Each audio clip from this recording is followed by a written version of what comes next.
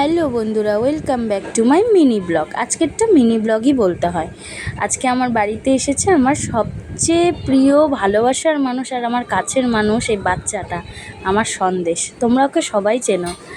দেখো, আসার সাথে সাথে আমার কোলে এসেছে, আর এসেই দেখো কত আদর করছে আমাকে। মনে হচ্ছে ও কতদিন ধরে ওর মনিকেও দেখেনি। আর আরেকটা জিনিস দেখো, ও যে একটা ছোট এখন শিশু, ও যে কি বুঝতে পারে ও জানি না। আসলে হয়তো আমাদের থেকে ওরাই ভালো বুঝতে পারে ভালোবাসার টানটা কি। ও যে এতদিন পর আমাকে দেখেছে, প্রায় অনেক কয়দিনই হয়ে গেল, কত সুন্দরভাবে ও সেটাকে প্রকাশ করছে যে যে হ্যাঁ, সত্যি অনেক দিন পর আমি এখানে এসেছি ঘুরতে, আর আমার মনির সাথে আমার দেখা হয়েছে। শুধু মনি না, দিদুন দাদু সবার সাথে দেখা হয়েছে অনেক দিন পর। তোমরাও একটু দেখো ওকে, ওর এগুলো। আর এই দেখো আমার পিসি, আমার দিদি, মা সবাই গল্প করছে। আর এই যে দিদি মানে আমার সন্দেশের মা, তোমরা ওকে দেখতেই পাচ্ছ।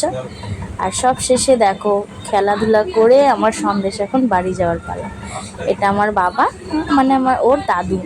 একটু দাদুর কোলেও আদর হচ্ছে, অনেক দিন পর তো আসা হয়েছে। দেখো বন্ধুরা, ও যতটুকু সময়ের জন্য আসবে না কেন, ও যখন চলে যায় আমার মনটা ভীষণ খারাপ হয়। আর আরেকটা কথা তোমাদের জানাই, এটা কিন্তু আমার সন্দেশকে নিয়ে ফার্স্ট ব্লগ। ওকে নিয়ে এর আগে আমার ব্লগ করা হয়নি। আর মাসির সাথে ভাগনা ভাগ্নিদের সম্পর্কটা একটা আলাদাই অনুভূতির সম্পর্ক, ভালোবাসার সম্পর্ক, তাই না বন্ধুরা? এই দেখো, ও এখন চলে যাচ্ছে।